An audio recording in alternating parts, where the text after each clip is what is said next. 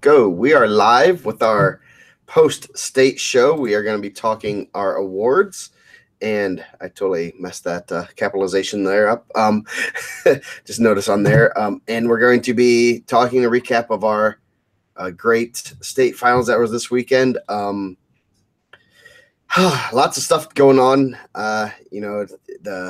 The dream team is getting ready. We already announced our first matchup, so I'm starting to get excited about that. I think the Indiana people are, and I hope that we pack the house and have a lot of fun and show these guys that they made a great decision choosing Indiana. Mike, what's your thoughts?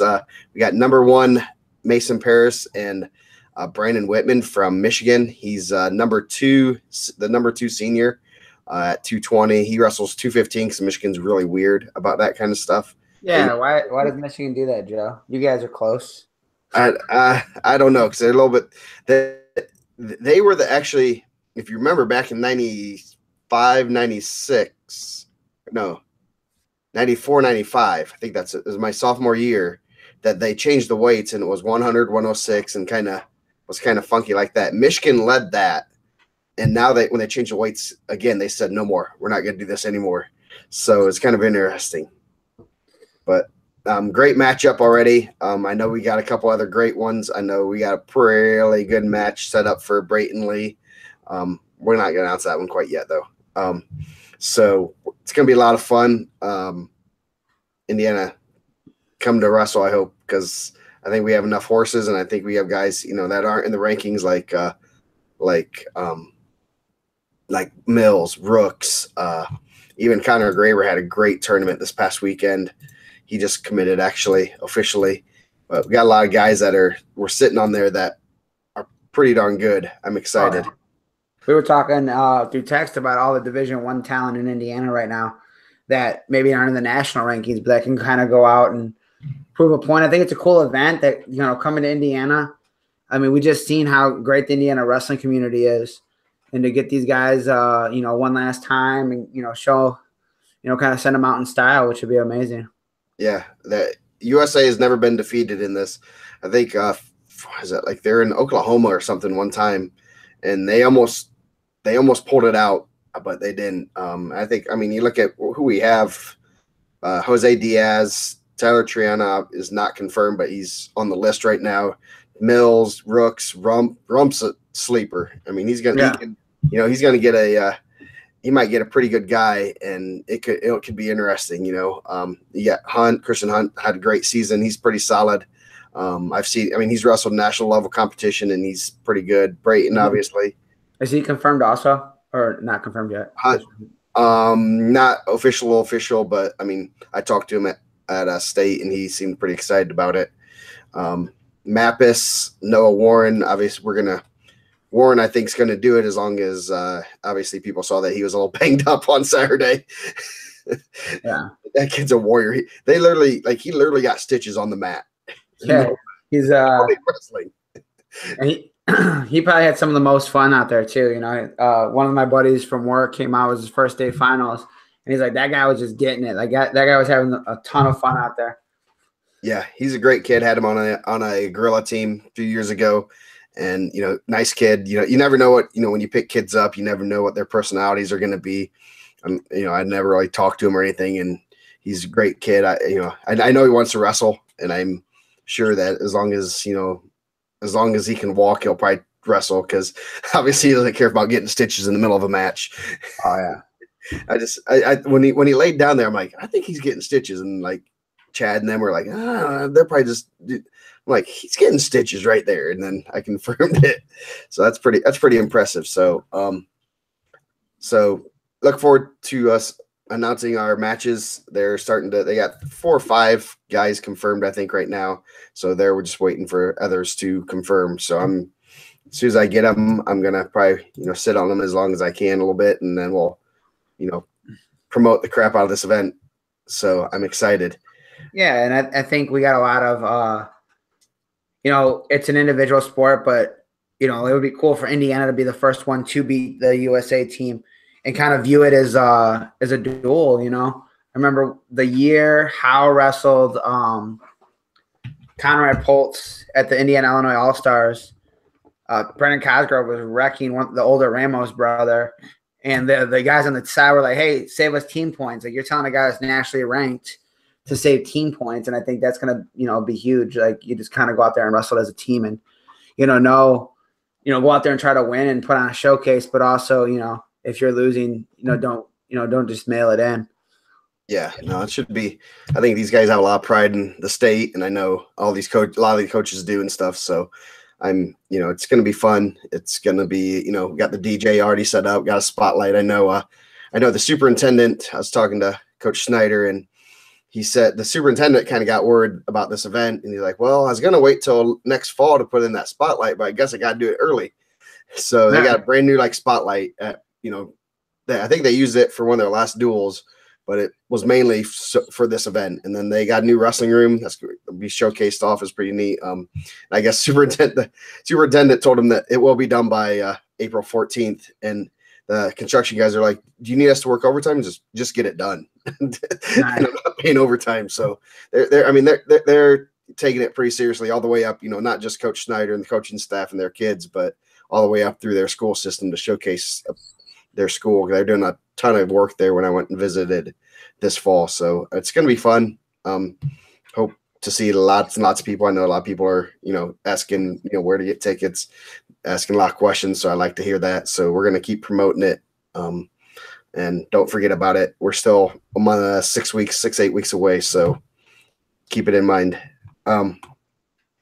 With that, we might as well start with the fun part, the awards. Lots of great awards. I know we had lots of discussion about what to do with the awards. We have Coaches of the Year and Wrestlers of the Year for 1A, 2A, and 3A. Some are a little bit more clear cut, and the others we kind of went back and forth, I know, on email and text this week, figuring out who we should pick. We'll start with the Coaches of the Year. 1A coach, kind of hard. It was pretty good discussion we had about it. There's a lot of good coaches in 1A. Came down to kind of what have you done for me lately type of deal.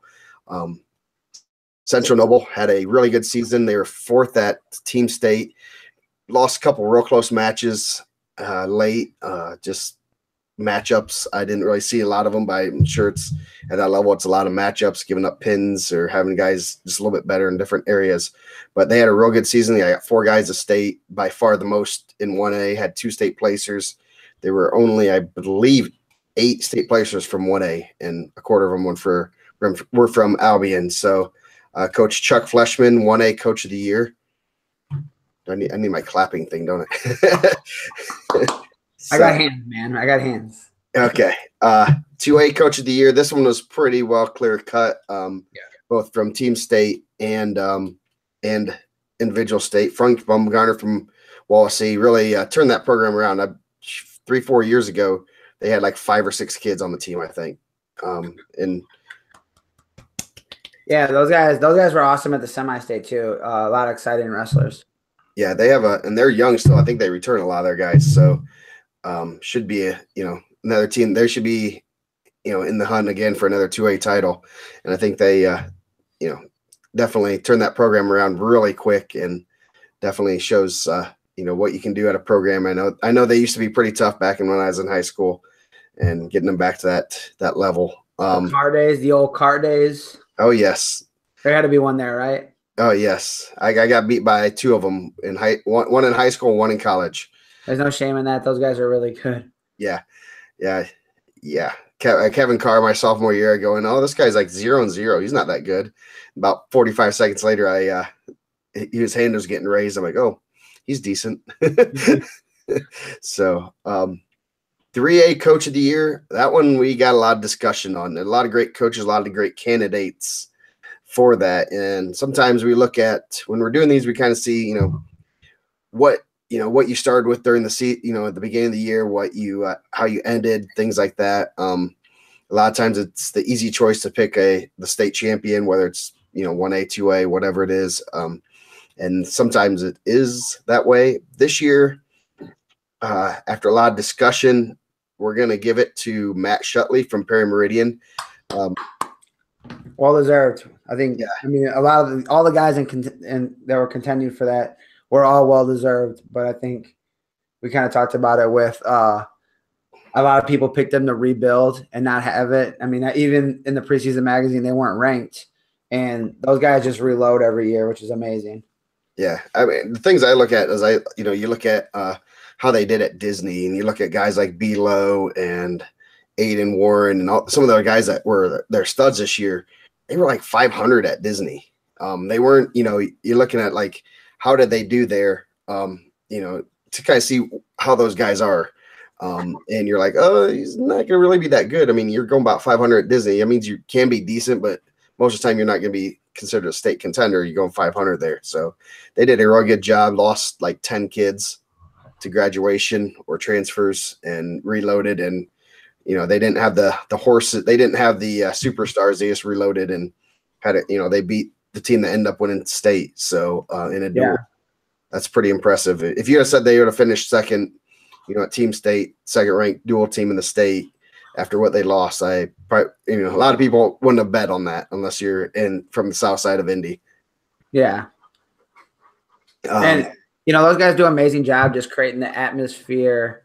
I've got to see them in season now. The last couple of years, they come up for the Harvest Class. So we did the broadcast with Indiana Matt with Parameridian and Cathedral, but like just the way that those guys build that like family atmosphere. Like all those guys are 100% for their teammates, behind their teammates. It's pretty amazing to watch, and I think that says a lot to what those guys, the coaching staff, does there. Yeah, definitely.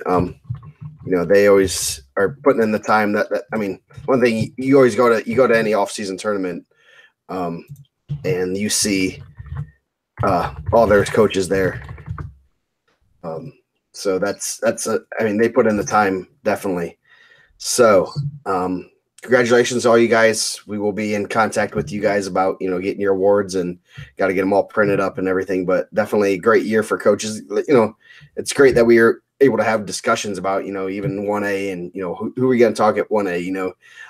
I threw out Cody Mole from North Posey. They finished second at Team State, and he's really turned that program around. I have a feeling he'll probably grab one of those in the next couple of years, just the way they've been. And then 3A, obviously, we're talking, you have Snyder, you have McGinley, you have those three. Cooper. Yeah, Chris Cooper had a great season. They turned it on at state and just semi-state. Really, they killed it. Yeah, and I mean, there's a lot of good discussion. You can make an argument for about 5 coaches there and not be wrong by any means. So hopefully I spelled Shutley's name right on the Twitter. And I don't think I spelled anyone's name right there. I just tweeted it out. So hold on a second.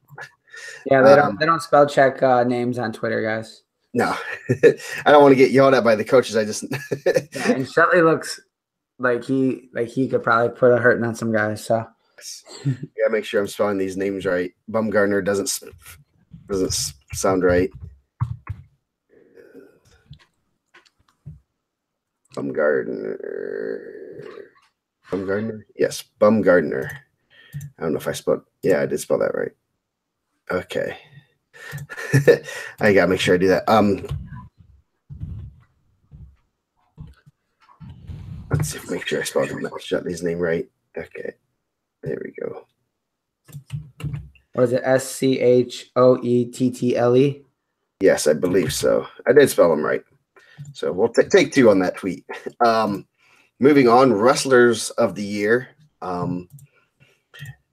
Just so you guys know, we do have our Mr. Gorilla we will announce in a few minutes, but I try not to give anyone 2 awards in a year. I don't think that's fair to the kids. There's a lot of deserving kids.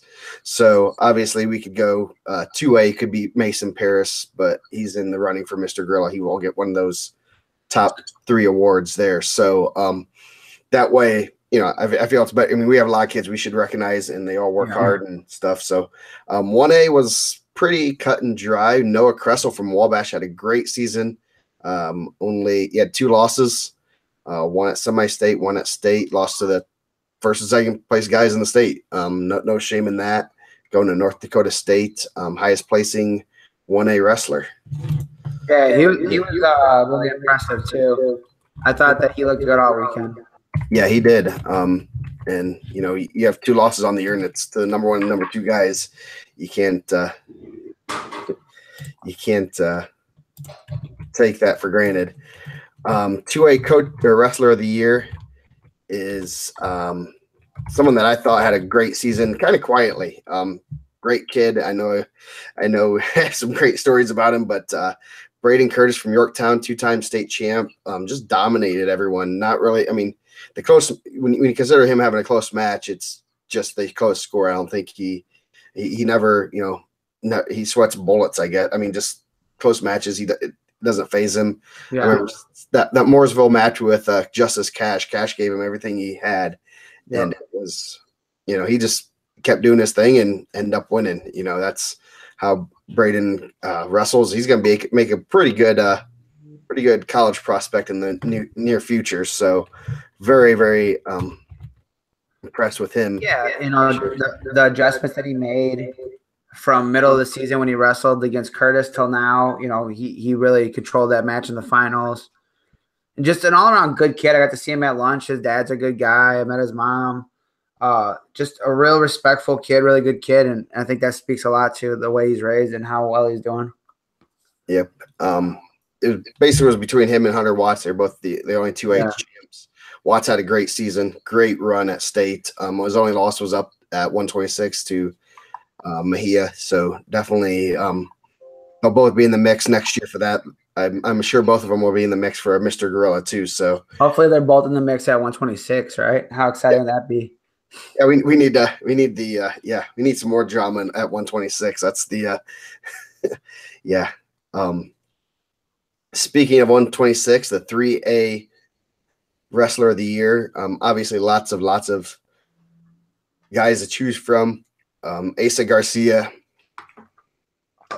captured second state title after a little blip in the radar his sophomore year. Looked really good in the finals. Looked really good all season. He wrestled everyone in the top 8 probably in his weight class multiple times and had to beat him multiple times. So definitely a very good season for him. Was second at Brecksville in a tough weight. Yeah. Just he looked. I think you hit on the head. Like he looked so good all year. You could just tell he's expanding his game. So he's scary to know how he's going to project. Like his takedowns are getting better. His top game's getting better. Pistol Pete just responded. Bang bang. No. That's Crystal Pete. I seen that. No, that's our regular coaches and wrestlers awards. Congratulations to everybody. The drama. You need the drum roll. You got the Mr. Gorilla Award here. We have to go in reverse order, don't we? Yeah. Because that's like the Miss America and stuff. I mean, I'd compare these guys to Miss America. I might get my butt kicked by these guys. The Mr. Gorilla Award, just as a side note, the wrestlers and coaches of the year, we kind of vote, kind of go through, me, Chad, Mike, Dane, a couple other guys. We talk about kind of who we think should win those awards, and that's all on the Indiana Mat as far as voting for that. So it's a pretty close group that votes for those awards. So you can take your anger out on us for that award. For the Mr. Gorilla, we've kind of modeled it after, the Mr. Basketball, the Mr. Football award that they give out. And it's a poll from coaches in the state, administrators that are wrestling related. I like give an example, Mike Faulkner from Mishawaka. Tim Myers, I believe, is from Belmont. He's one of the administrators there. Guys like that, and also media that cover wrestling throughout the state. It's coaches and region. We have about 40 people on the list. About 30 voted this year. I don't know if it was just they didn't get the email or what, but we had a lot of votes. Pretty consistent. Votes. How many years have we done this now? This is the fourth year? This will be the 4th year. Yep. The first one was Tommy Forte. The second was Chad Red, and last year was Andrew Davison. So this is our fourth Mr. Gorilla. Good company. Yes, yeah, you're gonna this year's Gorilla is gonna join some elite company. We'll first start with our second runner-up. Had a great season, undefeated. Captured his first title after being shut out in the semis 3 years in a row. Good to see him finish with a title. Graham Rooks from Columbus East. Yeah, IU's getting a good one there. I think that's a good pickup for those guys. Yes. The second runner-up is Lucas Davison from Chesterton. And the drama's off now. Yeah, the drama's off. As we were talking about this and talking with people that were voting a little bit, it wasn't an easy decision. So, and when you're talking about Brayton and Mason Paris, it's splitting hairs. You're like, their careers are about as identical as you can get. 3 titles, 1 loss, a gazillion wins, just domination. Yeah, lots of wins by bonus points. Yeah, like 97% of their wins were by bonus points, if not more. Yeah, either you're in the 1A like category and you like guys that get a lot of falls. Brayton pinned his way, or not Brayton, but Paris pinned his way through the finals. Or you like the takedown aspect because Brayton teched his way to the finals. Yeah. So we are going to have our first ever co-Gorillas of the year, co-Mr. Gorillas, both Mason Paris and Brayton Lee. Great kids. On top of everything, they're both great kids. They always have a smile on their face.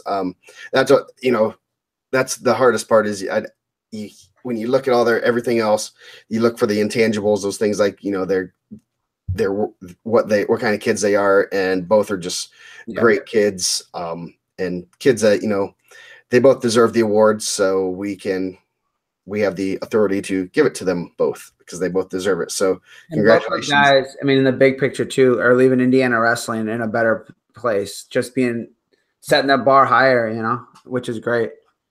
Yes, very much so. I'm going to tweet that out. Co-captains for the Indiana Dream Team. Yep. It's Brayton's house. I think he gets to probably pick, right? He gets the kid to call it. It's the Berg. We'll just call it the Berg. The Berg. Yeah. All those. I mean, you can make a lot of great arguments for even those other guys that are in the mix there. Oh yeah.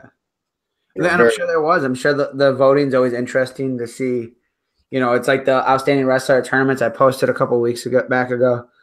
It's however you feel. Do you feel it's the guy that just dominated and pinned everybody really quick, or like Asa at 3A, like maybe he didn't pin everybody super fast, but he went out there and won the toughest weight class. Yeah, historically tough weight class at that. So it's half a dozen of one. So they definitely deserve it. Those guys are really good, and it's been a pleasure to watch those guys wrestle the last 3 years at the state finals. Mason 4 and Brayton 3. Yeah. They said Brayton was letting kids take pictures with a medal in the lobby, which down the road would probably be something cool to get that picture dug up if one of those kids are winning a state title. Yep. So anyway, now we'll go to our recap of the state series. Everyone's probably just going to get off now. Yeah. We're going to go from viewership just crashed. So, I just got a message from somebody. They didn't realize that I don't give everyone the same awards. State finals, great state finals overall. I think we had a lot of great wrestling, a lot of great matches. Obviously, there's some controversy. It's not a good state finals without a little controversy. A little bit more than normal, right? Yeah. Well, I mean, when you look at the 2 top teams and they're in the heat of the controversy, that's where it is. Yeah. So,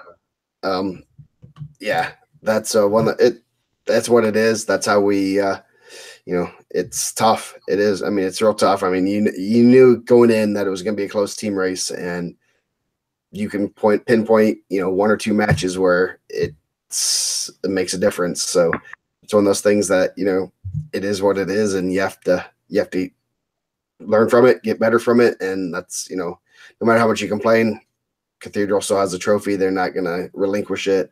No, They want to. They had a great tournament. They just killed it in that quarterfinal round. Yeah, they killed it at the state finals. I'm amazed by the amount of guys they got there. And I think, when we were doing the breakdown, Coach McGinley has a ridiculous Friday night winning percentage. You knew they were going to get medalists, and that they just take guys and they keep turning them over. And they're going to get some guys graduating that are good, and they're going to get some guys that are coming in that are really good too. Yeah, they have a great class coming in. They got a little Seltzer. They got some other good kids. Yeah, Johnny Parker was a JV kid for him. I definitely feel like I was talking to one of the region coach. Region took it on the chin. Like, there's no way to do it. I don't remember a time that I've been following it as closely as I have now that the region was the one getting all these major upsets. Maybe we didn't have the finals that we want, but like I felt like a lot of upsets went. They usually go our way. They went against us. And we were talking about, like, you can't just be happy being in the mix. You got to, like, strive to be better because the Cathedral's not going anywhere. And I thought Portage was the team this year to kind of dethrone them. I thought they had a good run, and they just had some unfortunate, draws and some unfortunate luck. But I know that Coach Vega and the staff isn't going to make those excuses. But you look at, like, you have to strive for greatness. Like, if you're not going back to the drawing board this week and saying, how do we beat Cathedral? Or, Brownsburg, how did Brownsburg put this run together? I think, you're only striving for the bottom level. I think that those guys show every year in and year out that they're the top squad. Yeah, that's one thing. I mean, yeah, all these coaches, I look at Portage we were talking about Portage earlier last week and saying, they have a chance, but they got just absolutely brutal draws. And then Pointer going down was just that I think that killed their momentum, that killed their mojo. That's one of the people don't realize how much momentum can play a factor. I mean, you look at Columbus East, they just were feeding off each other. They got like 3 or 4 semifinalists and like just back to back to back to back. And those kids are feeding off each other. And it's not just the way that, like guys lose matches. I get it. Like, I'm really close with the Triana family. I really like those guys. That's a gut punch for him to lose Friday night. But the way that Colin was eliminated, not to say that Bryson Denny did, he did, what he does. He's going to go out there and wrestle. Not that it was a layup for Colin Pointer because Bryson Denny is as tough as they come. But to lose a kid getting knocked out unconscious, now your mind's worrying about where he's at, and it's only a natural thing for the coaching staff to even in the back of their head know that this is a kid that's been there. I mean, you guys grow these different type of relationships. So that's definitely a tough thing to rebound from. Yeah, definitely. So with that, we'll start at 106. Start with some good news from Portage. Yeah. Jacob Moran had a great tournament. Took a loss last week at semi-state, and how's he going to react? And he just got a brutal draw. First round you get Wyatt Miller, senior, who's tough. Got taken down right away, right? Didn't Wyatt get the first takedown? Yeah. And then he goes through Kyson Montgomery, who's no slouch by any means. Yeah, 5'4". Yeah. And then go through Logan Bailey, who's tough as nails. And then, you get Alex Cotty in the finals. There probably isn't a tougher road to the state title than he had. He kind of, it's one of those things. He put himself in that position, and and he had to manage it well. Wrestled solid all weekend long. Pretty impressed with him. Cotty had a great tournament. Even David Pearson with a couple minor upsets. I believe in the pick'ems, I want to say 2 people picked Pearson to win Friday night. Were the Jim Tante and Mike Morgan? I don't think Tante could manage to do the pick'ems. I don't think he's a little technology isn't his forte by any means. He's great, man. Yeah, but he gets those guys, and it's like you see the same guys always getting in the mix, and you're just you're not like, I don't know why it shocks us that those are the coaches that get the guys ready. Yeah, no, you always see that. Obviously good coaches are good coaches, and Warren Central's a team that's going to be pretty young, and they're going to be they kind of that you call them the young and dumb. They don't know better, and they go out there and just beat guys that they shouldn't. And Pearson was, he was 1 point from making the finals. He went out there and went at Cotty, or not Jacob, but Alex Cotty too. He was out there tossing guys. That was great. Mm-hmm. Yeah, so that was a great run for him. Logan Bailey had a great tournament. A lot of good, got a lot of good youngsters you'll be seeing in the near future. So should be some great wrestling with those guys as they move up in weight. Moran's going to have to defend his title, and that's going to be that. There's no easy match going up, no matter what weight he goes next year. Right. As these guys move up and stuff. 113, as we talked about it, Braden Curtis, workmanlike throughout the tournament. 5-1, 2-1, 5-0, and I better do that. And 6-0, just solid. Solid, good position. He's not going to take big risks. Just really mat savvy, smart wrestler. Blake Borman had a great tournament. Yeah.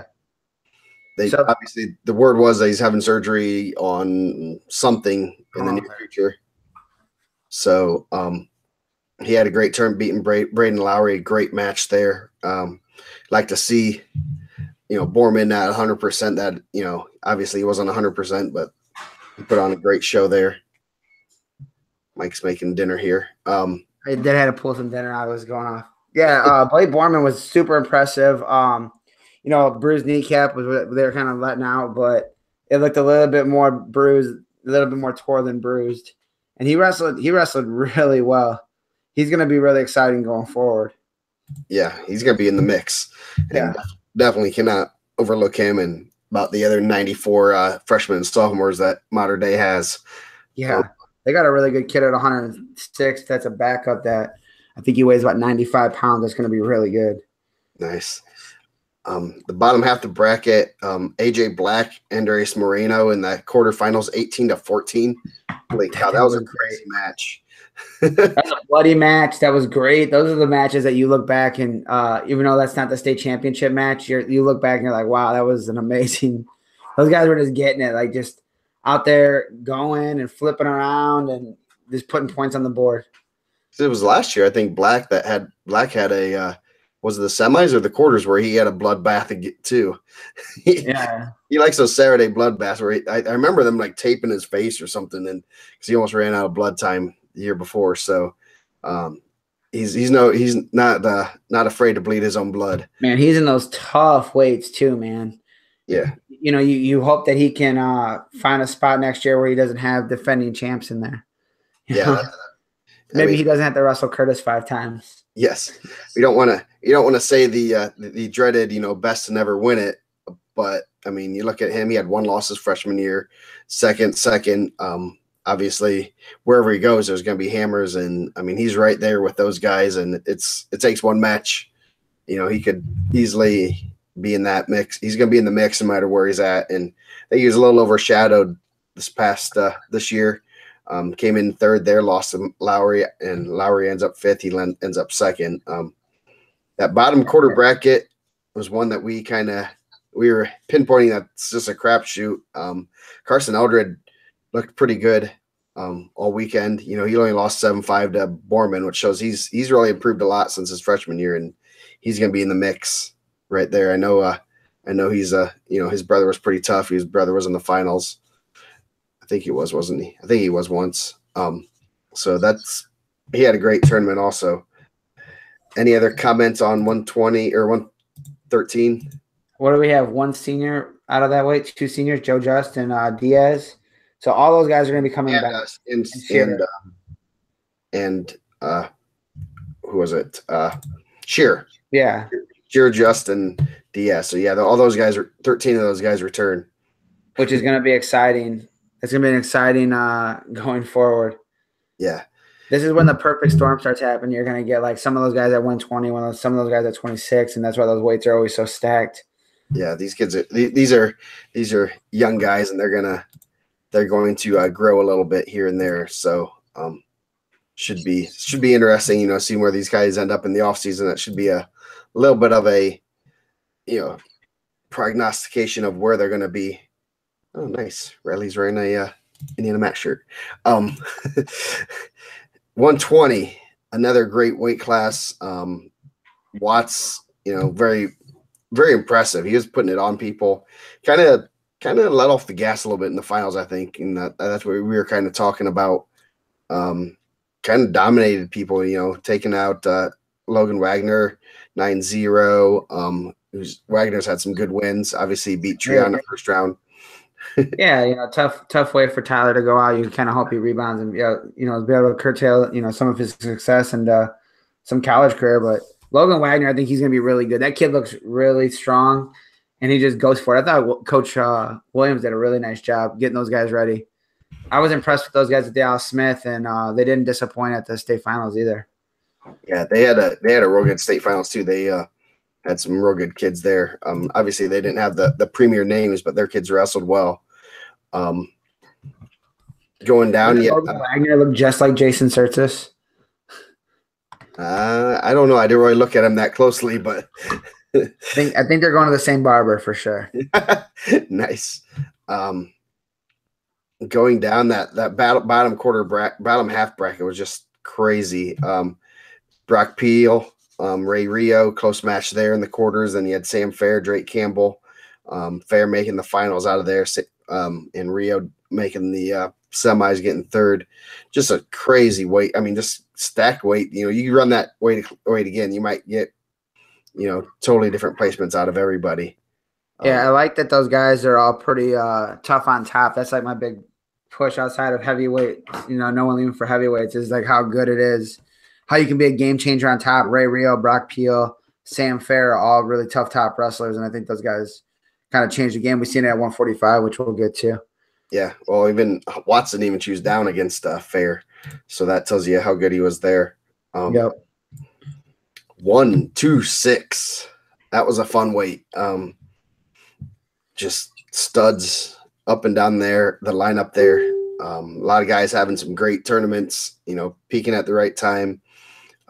Obviously at the very, very top, you have the Denny over Pointer. That's like we said earlier. It's just tough way for a guy to go out. Obviously, you'd like to see that match play out. And Denny is definitely capable of beating anyone in the state when he's on and when he's clicking. So that wouldn't have been it would have been an upset, been a solid upset, but at the same time, just going out your senior year, going out that way, just that sucks. Right, and I'm sure Bryson Denny didn't want to win that way either. It's a sport, and we all, there's a lot of tough kids and a lot of mean kids, but you don't want to go out there and see a guy end his career, with getting knocked out. You knew as soon as it happened that the match was over. You just kind of could tell reading Coach Vega's expressions. Yeah, no, they're not going to let a kid after he's out. They're not going to let a kid wrestle. Yeah, I know this isn't the popular opinion, but when you're 40, like what you did doesn't really you don't want it to affect you that way, but like that isn't going to define who Colin Pointer is, and he's still going to go out and wrestle at the Air Force Academy, which is pretty cool. Yeah, he's not done wrestling by any means, so that's hopefully it doesn't. I don't think wrestling's defined me as who I am. It just helps me. Yeah, it just gets you radio spots, video. Yeah. Caden Rooks makes the finals out of the top bracket. He looked solid. Obviously he's a state champ. He's been there before. He had to beat a state champ to get back there. Yeah. That him and Viduya, that was a great match. Just two guys going at it. That was two great guys going down. Yeah, you get to sit on press row, so you're so close. And every year I leave, and there's like one match where you're just like, that one got me. Viduya, you just watch and you're like, man, that's like gut wrenching to see his reaction to the loss there. And it was just that one was one of those ones that really got you. Yeah, no, I mean, he's right there with those guys, and obviously he's beating them here and there. It's just a matter of doing it at the right time. And I mean, the margin for error, especially at a weight class like 126, is very small. Oh yeah. Christian Mejia, Ty Mills down bottom half. Mills makes the semifinals for the fourth time. Just doing what he does. Then Garcia, Smiley, that bottom quarter. Smiley getting a medal for the second time. Then Garcia obviously making his run to the finals. Yeah. Mills finished his career 4 times in the final, 4 times in the semis, 2 times in the finals, no lower than third. That's pretty impressive. Yeah. 2-3, 2-3. A lot of us would just take. I'd take that third any day of the week. Yeah. One of those. So nothing to be ashamed of. He's gonna go get himself wrestle D1 Duke and get a pretty good education there too. Hopefully, right? Yeah. Maybe he'll get to go watch some good basketball games too. They got a monster going there next year. Yeah. Now Garcia had a great tournament. Very, very impressive. Solid in all positions and doing what he needs to do to win. And he's going to have to grind out 4 more matches next year, no matter what weight he's at. Yeah, and I might, I don't know. I feel like obviously, Chris is big on the board, and I like Chris, but and people give him a hard time. But every time I watch Asa, I'm always impressed by his poise, his scrambling ability, and just the way he expands his game. Like I was like, I hadn't seen him as much outside of a team state, but he was so good on top this year. He was turning guys and. Just you could tell that they're putting in a lot of work. So always staying hungry. I think, even in the finals, you got a lot of Brownsburg fans cheering for him, which I'm sure doesn't happen a lot.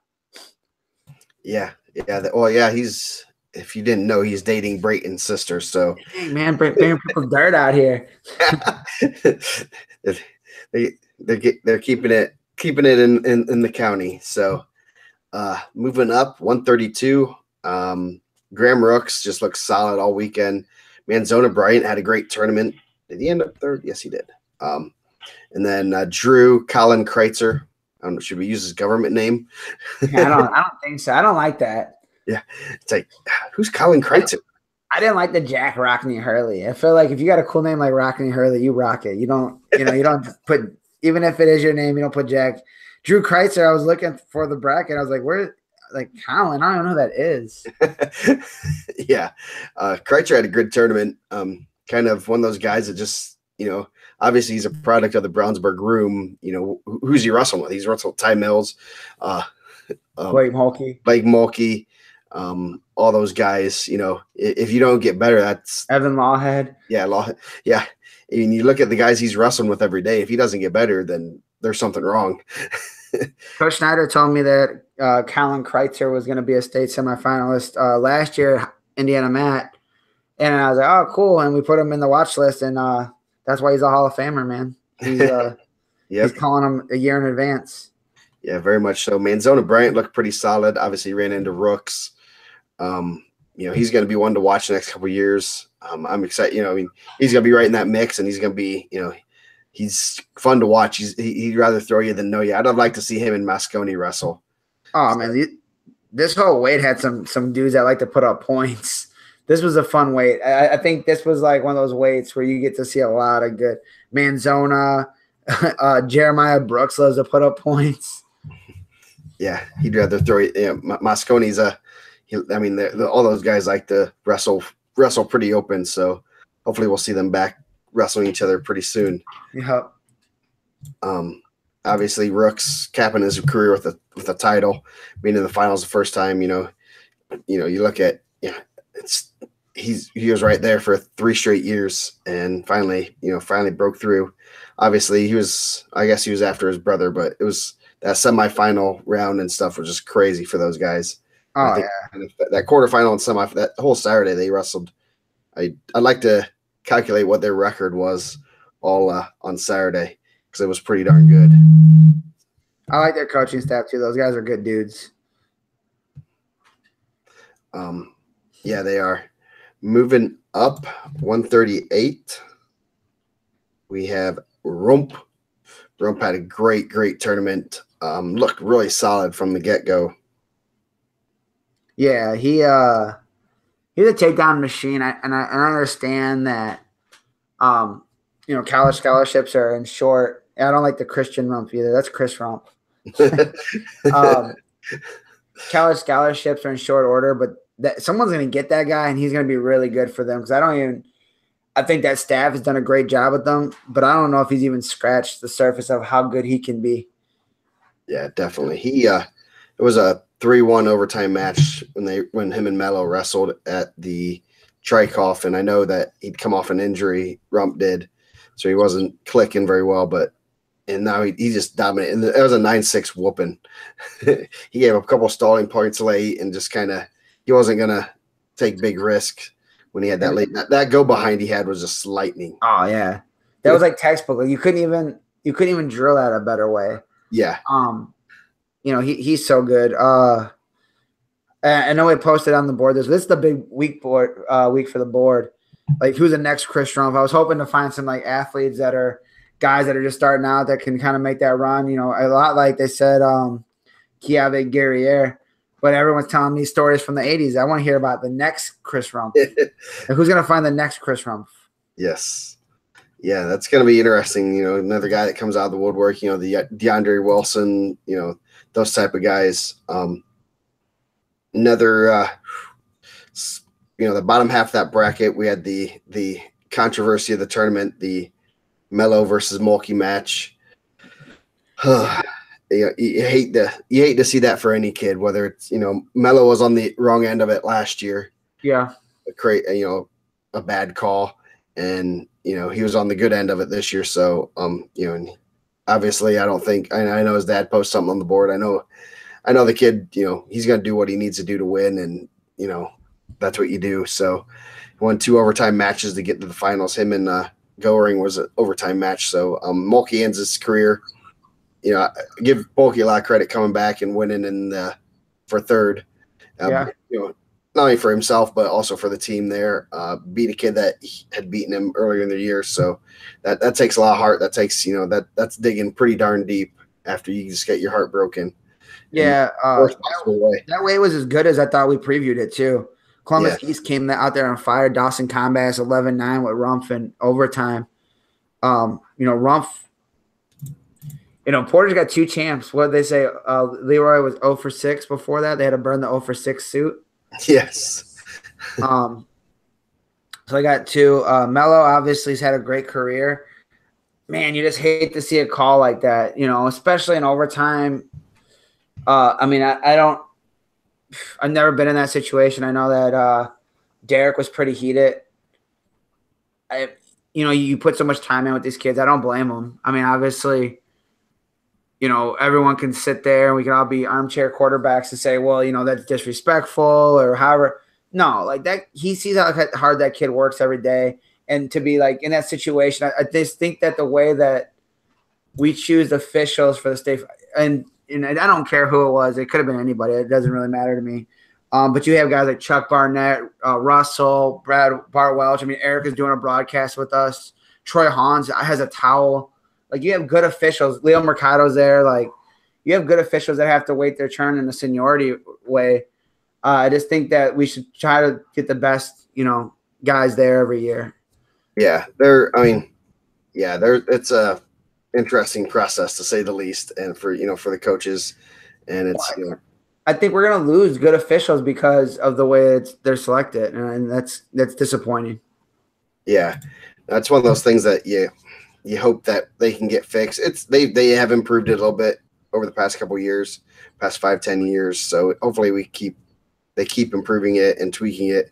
It does take about 10 years for you to get from sectional to state, which is a long time. You got to put in your time, which I understand at one point, but at the same time, I want the best officials there. I want the best, who you going to put, I want the best officials there, period. I don't care. Like, think about if we did that with like coaches. Like, oh, you get the most kids because you've been coaching the longest. Yeah. That's ridiculous. That's the dumbest thing I've ever heard. Seniority, I think, is like one of those things like, I want the best. I don't want the oldest car. Yeah. Like, that car is great because it's the oldest car. I want the best car. Yeah. So it pays to start early when you're 18, when you get, to get your license and start doing your sectionals and stuff. That way you can do the other ones too. I also hate the thing where it's like, it's so hard. Go try it. Like, that's not what I'm saying. Like, I hate when people say that you can't criticize them. Like, no, there's only 2 paid people out there, the officials and the coaches, and you got to hold them to a higher level. I'm not going to go out there. And, if we can get on a message board and criticize kids who are doing it as a high school, like, activity, that's wrong. I think, like, if you're out there criticizing guys that are paid, I don't think that there shouldn't be any people complaining about it. Well, it's hard. Yeah. No, I almost cussed right there. I've done a good job of not cussing. I understand that it's hard. Like, I understand that. That's not the choice. Like, that guy's there because it is hard. And I think that that was a terrible call, and I would stay with. And there's not a person that can debate that with me because I feel like I'm right no matter what I say, anyways. Yeah. So we'll move on. That's our rant on that. Memorizer04, you can at Gmail. You can email me if you want. Yeah, no, I had a good conversation with an official about everything, and the one thing I will say is that hopefully, I mean, it's the coaches that vote the guys in, and in order to get into state, you have to have like a 4.7, 4.8 basically rating out of 5. So you pretty much almost have to have a perfect score. So yeah. So that means you're getting a lot of votes, and basically how it is you'll get if you get say 50 votes, you get to take it's X number. I'll just say 5 lowest, 5 highest are taken out. That way it kind of is better. So you got to realize that if you get 100 votes, which is a lot, you can take off a lot more votes, and then your 3s and 4s, which really kill you. I mean, in all honesty, it doesn't take more than a couple 4s to really knock an official down from state level to semi-state level. So that's the thing. I mean, people are just giving votes. Yeah. Coaches are giving out the votes, and we work in an old boys network where everyone's all buddy. They want to go get a beer afterwards. Like, I just think it's ridiculous. Yep. Until you're on the other end of that, I guess. Yeah, it's one of those things that you give. You got to give the vote talking to an official. He was talking to a coach, and he said, the coach said, "Oh yeah, I'm gonna give so and so a 5 because he's a real nice guy." And then the official's like, "Would you want him working your son's tick around match?" He's like, "No." Then don't give him a 5. Right. Oh, and that's true. I think that whoever told you that's brilliant, unless they're not brilliant. But I liked what they said. Yeah, it's like one of those things that I always judge when we're doing the voting. Do I want that guy doing a tick around match with my kid? I don't care if a guy's a jerk. Like, if I go in for open heart surgery, do I care? Like, oh man, this guy's a real jerk. No, I want the guy that's gonna be best. That's gonna save me from dying. Yes. So okay, we'll move on. Yeah. We're done. 145. I'm gonna rip my tie off and throw it. Another great weight class. Jordan Slivka, Stall Camp champ. Stop that. That guy has so much fun out there. I said that when we did Perry Meridian Cathedral. That's one of my favorite guys to watch. Yeah. That's what Braden Bailey told him. Said, "Oh, I guess we got a new Stall Camp clinician." I've seen that. I know. I got to defend my guy, though, because that guy's out there. That guy is how you should approach high school athletics. He's having a good time. Yep, definitely. Yeah, definitely. It was great to see him, make that run. And, he beat Casper McIntosh 1-0. Nationally rode him out. Rode him. That's impressive. Top Game changes it. Like, that's the new Moneyball. If you don't know what Moneyball is, go watch Moneyball. Like, Top Game changes the way you approach the sport right now. Yeah, that's one of those. I mean, you imagine you can ride a guy out for 2 minutes, and you can get out. You're winning. You're up 1-0. That guy has to take you down now. Yeah, and he only has he has 2 or 3 minutes to do that. So and it wasn't like they were overly calling stalls this weekend. And that's not to say like you're only like maybe the general likes to call stalling maybe a little bit over the top. I'd rather take an over the top stall, but he didn't have that match. So, I mean, he just wrestled the match he had to wrestle. Yeah. Tristan Selmer making the semifinals, had a great run. Christian Hunt make the finals second time. He lost 1-0.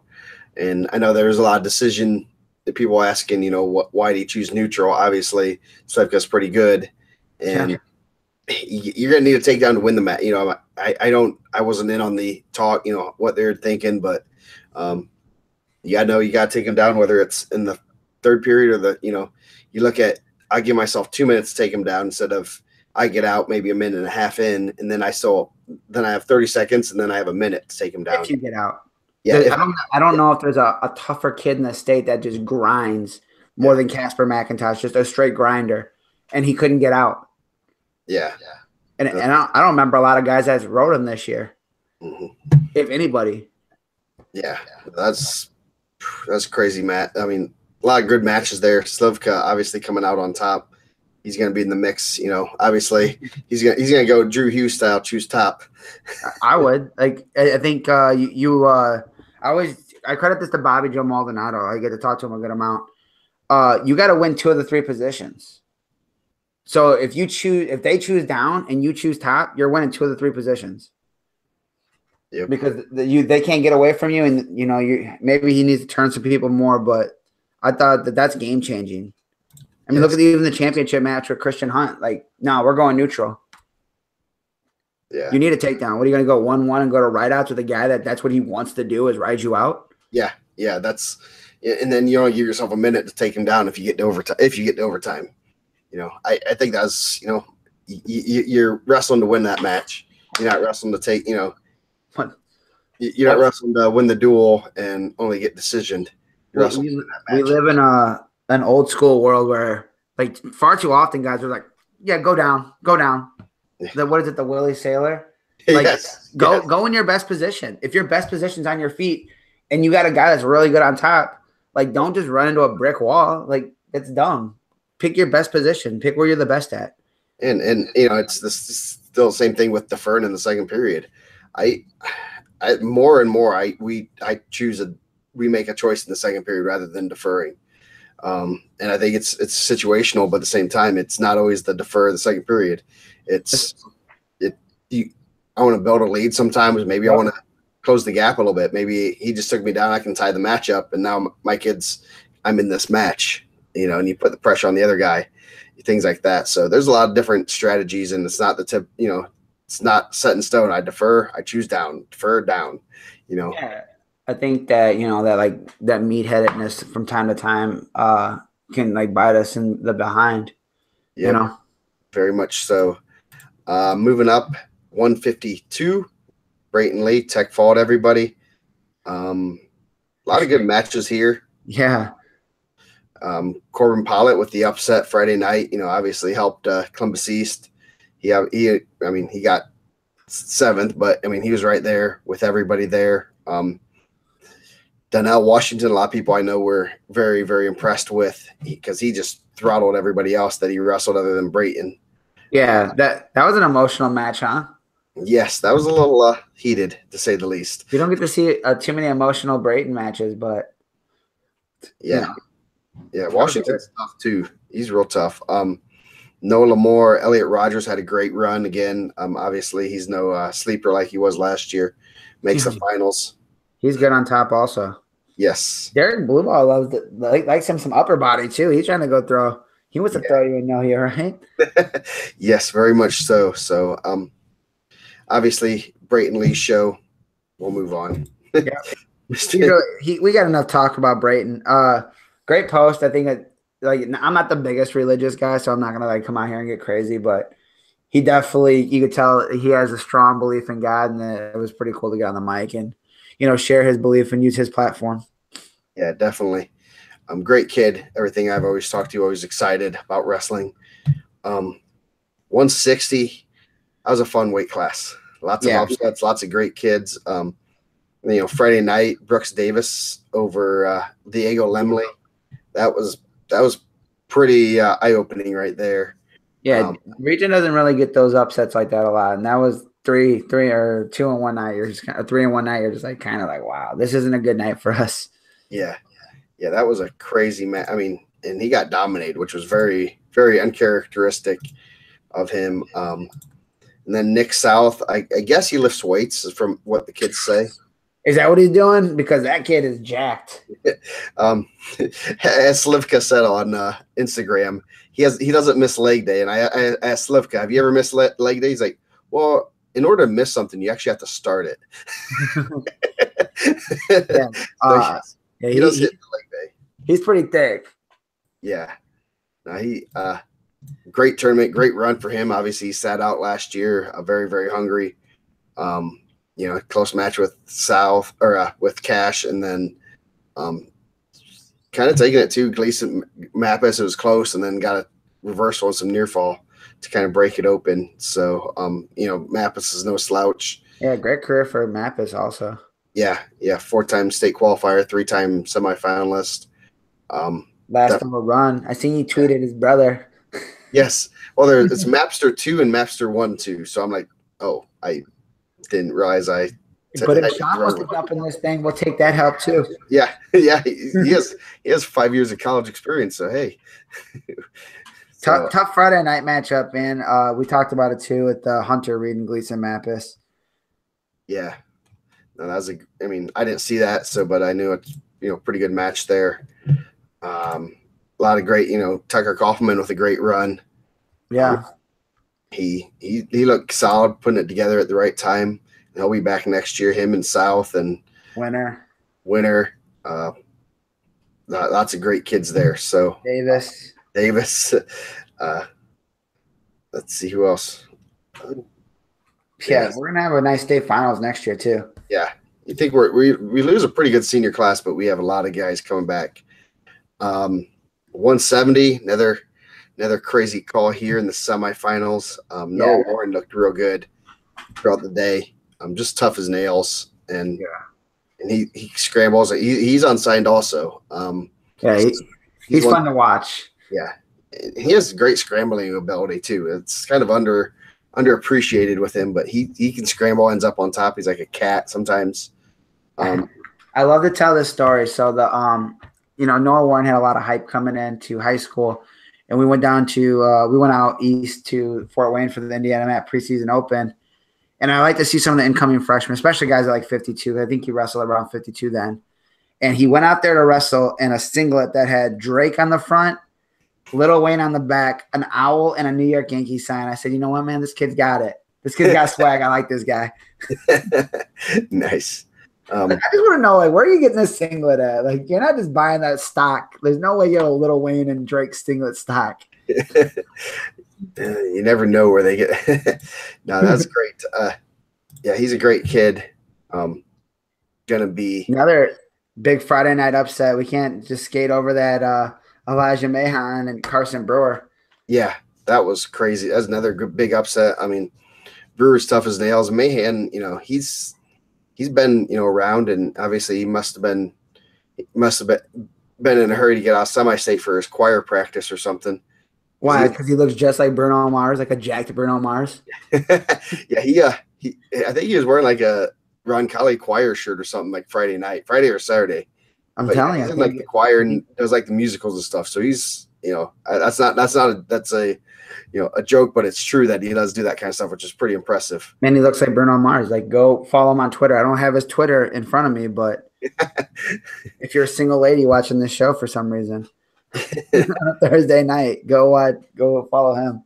Yeah, but that was a crazy match. We said it last week. Styles make matchups, and that was one that those guys allowed of offense, and Mahan just kept getting him to his back, and it ended up being a fall, but it was a lot of points before that. Yeah. Then you have the Fator and Raider match. Yeah, that's a terrible call too. I don't know. And I would debate that with anybody. I've seen a lot of think about how many times in your career, and I'm not even just talking about this weekend, that you see guys that are out of position even count back points. They're there and they have to run back around. You got to fall right there. And then the worst part is that people were taping it and put it on Twitter that other people can see it. That's tough. Yeah. I mean, that's the world we live in now, but man, that's just a tough call. I don't want to make that call. I don't generally think that guy's a bad official, but that's just a brutal call to call right there. I think it's tough. And Fator took it in stride, which is he gave the Spock live long and prosper sign on the stand, on the war stand. Yeah. No, went out with Raider in this before the finals. Yeah, that's pretty impressive. That shows a lot about that kid, obviously. So that's great to see that he did that. And, obviously he's one match isn't going to define him, like we said earlier. So he's going to the University of Chicago, which is pretty good academically, I think. Yeah, because he's going to do something ridiculous, like find out how to cure cancer. Yeah, because he's brilliant. Yes, good run for Cody Crary. Also, lots of injuries. He was beat up the whole year. 20 matches on the season. I think he got hurt early on. I want to say he had 4 losses to Fator and 1 to Jordan Raider, which was an injury to fault at the Plymouth Duels where he hurt his knee, and just kind of wrestled to what everyone I think always thought that he could, because he was always been really talented. Yeah, no, that should be another good. You know, a lot of kids returning here still a little bit. Actually, a lot of these guys are seniors, aren't they? Yeah, the top 4 seniors. Mahan's back, right? Brad Lowe's a senior. Kleinheimer's back. Lone. So a few guys coming back. Obviously, a lot of seniors down up the upper weights. 180. Carson Brewer coming back. We're looking to get that title next year. Yeah, he'll be in the mix. 182, great weight class. A lot of good kids. Connor Graber with a great run. He's tough, solid positioning. Just scoring at the right time. Got a late takedown. Him and Walton both look kind of like they were gassing a little bit. Under the lights. Crazy stuff happens.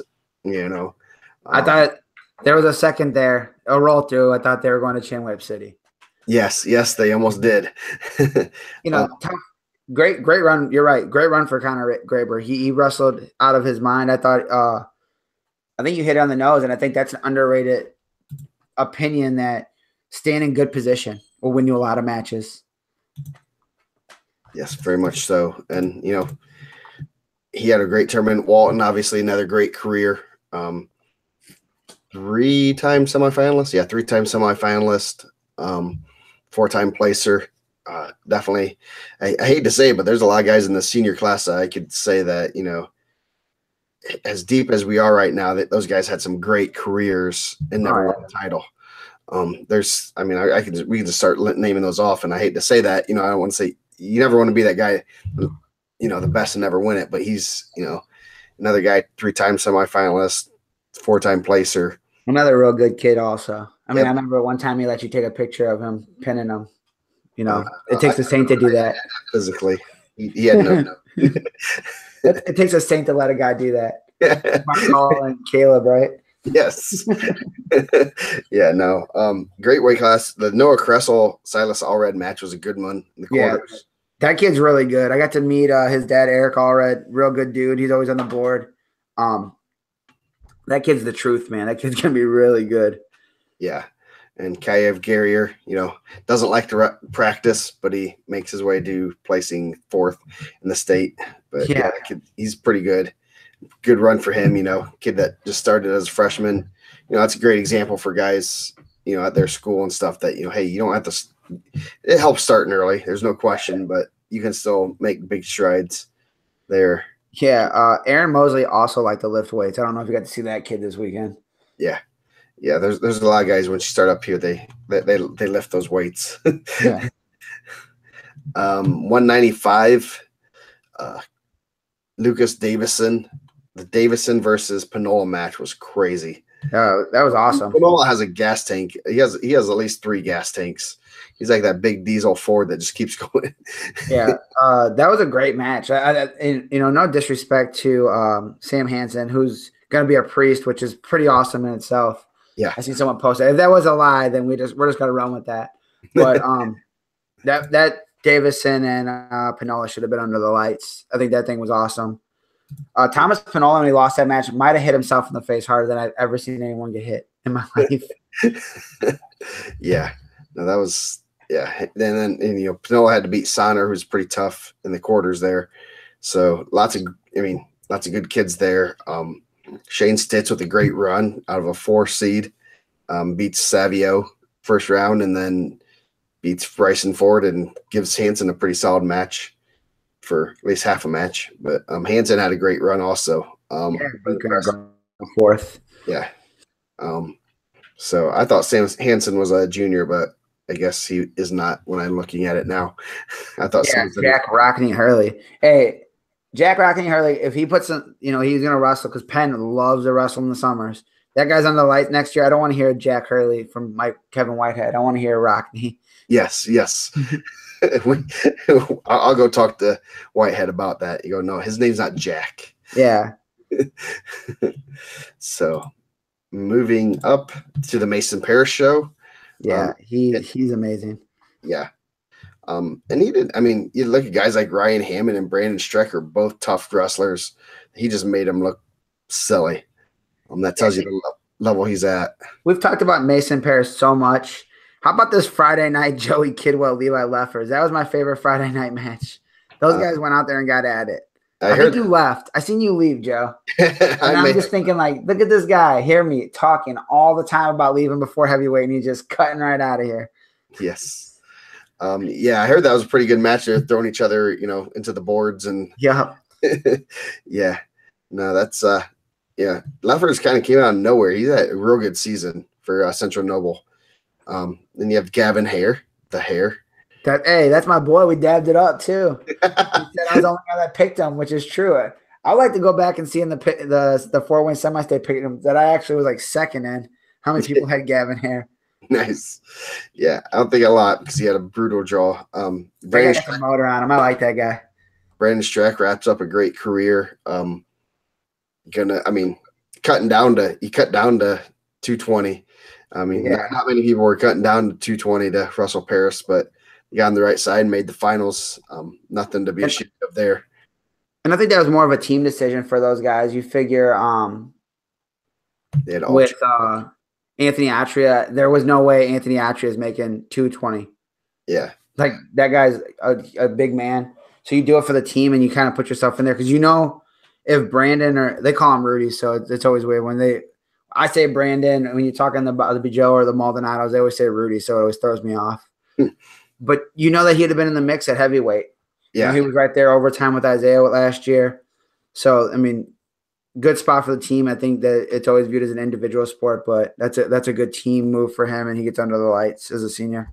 Yeah, that's pretty impressive that he, you're cutting down for the team and going into the tough, going to a weight class where there's a pretty good guy there. Yeah. Moving up, last but not least, heavyweight. But hold on, under the lights, would they say that Mason had like 203 matches won by bonus points? Yeah, something just crazy. That's bonkers. That's craziness. Yeah. No, that's pretty impressive, especially when you start out at 182. Yeah, it wasn't like he was a small man, and he's gonna be bigger too, which is crazy. Yeah, he might be big as a Kuhn. Yeah, he'd have to get real tall. Kuhn's a big boy. I watched that Steiner match again today. That guy's a monster. Yeah. Speaking of heavyweights, Eli Picorni, quietly, I guess not quietly, but like I said, I think I said it last week. Maybe I didn't. I think he's top 5 guy in the state right now, even with all those, the other seniors ahead of him. And he's going to be one that you're going to look at and say he might be the best senior next year. Yeah. Tough as nails. Him and McWilliams, another great match. I went overtime, and it's one little flurry. That's all it takes, especially at heavyweight.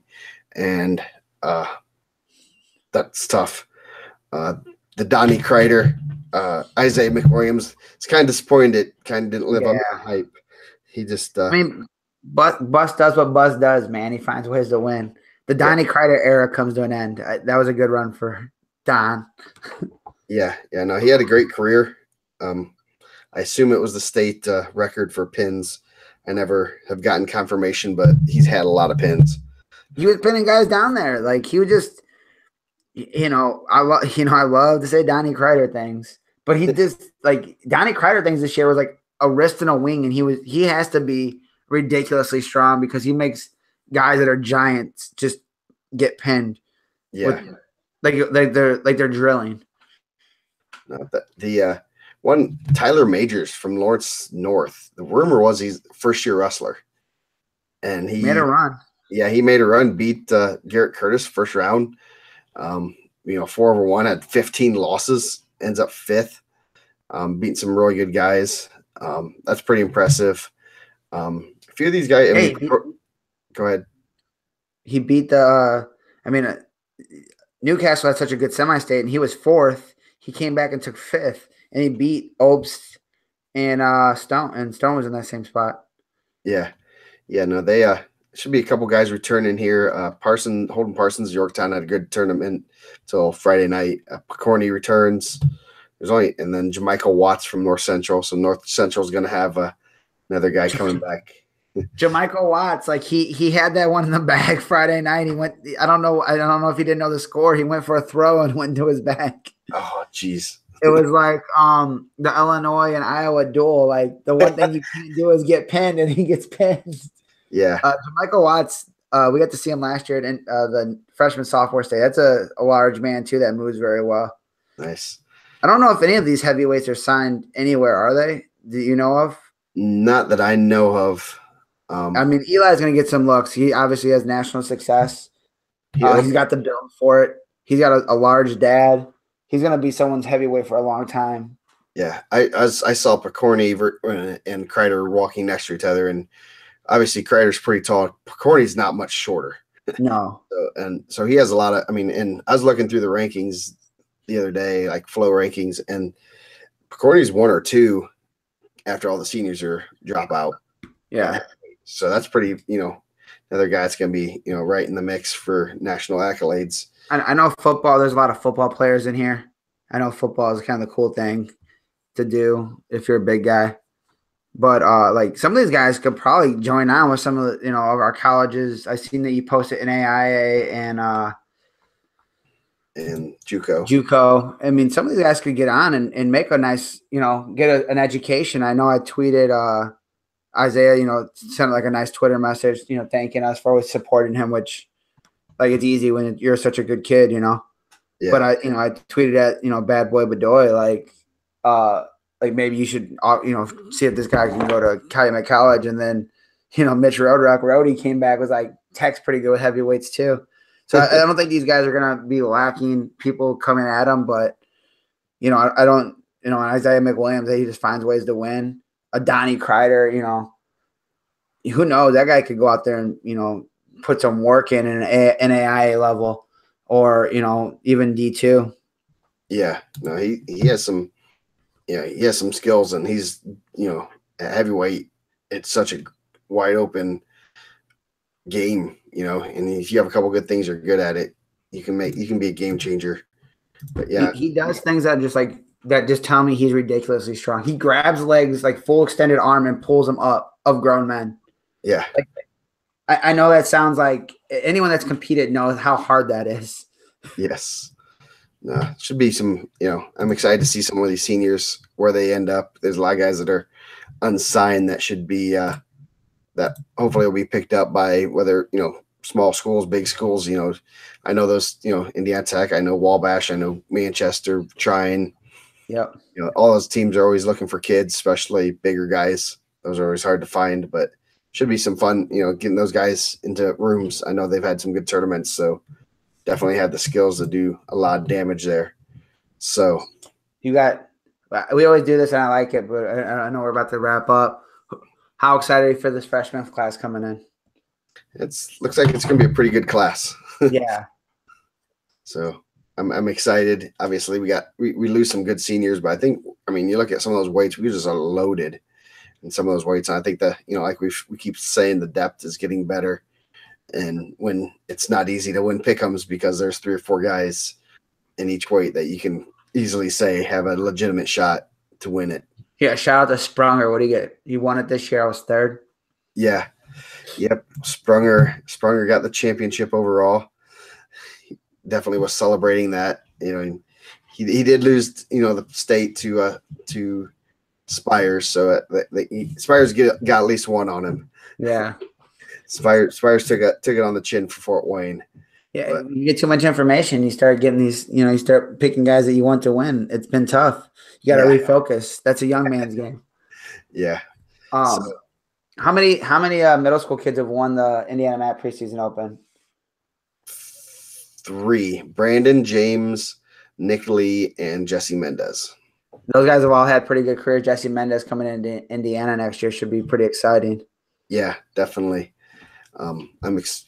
Obviously he might be right in that mix of 26-32. Yeah, I posted that this week. I'm not trying to put pressure on a kid, but you're looking at Hunter Watts, Braden Curtis, Asa Garcia got returning titles right in there. That could be exciting. Yeah. On top of adding a guy like Zeke Seltzer, who's probably been around the sport since he was an infant, since he was born. Yeah. A real Rocco Caprino. Yeah. So with that, we're going to wrap up. We'll probably have maybe a preview show for the Dream Team when it comes out, probably a week or 2 before. So stay tuned we'll be doing lots of things with that. So make sure you guys get your tickets when I put them online, April 14th. You got to pre-buy those things, or can you buy them at the door? Both? We're going to probably have a pre-sale coming up pretty soon. I got to get that on the website. Are you going to have like individual seats or just general admission? All general admission. Everyone's going to rush in at 5 o'clock when we open the doors, just like state. All right. I'm leaving. I'm probably going to end up leaving my daughter's softball tournament to go to this thing. Do I have to like sit in the nosebleeds? We might be able to find you a good seat. All right. All right. I like it. Thank you guys, everyone, for a great season. And we'll be hopefully seeing you guys all on April 14th.